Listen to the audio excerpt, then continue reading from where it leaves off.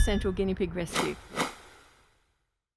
Well, today we've taken a number of guinea pigs into rescue that have come from 5 hours north of Sydney at a location near Taree. So if you get a map or you're not familiar with where that is, it's quite a considerable distance north. And this resulted from a call out from a family who had guinea pigs in their backyard area, where they were essentially free ranging and breeding.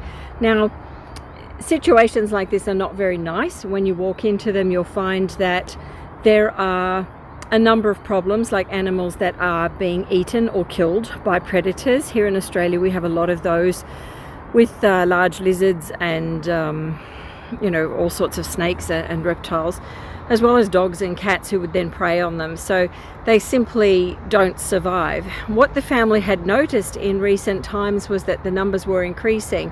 Now, the other thing to think of is that right now we're going into winter, and of course here in Australia we have lots of predators that are snakes, goannas, large lizards, all sorts of things. And during the winter months they actually go into a state of what we call torpor. Now, torpor is almost like hibernation-like, where they're not feeding and preying on animals as much. So in this instance, when we think about how the numbers had escalated, certainly it corresponds to what's happening with the weather.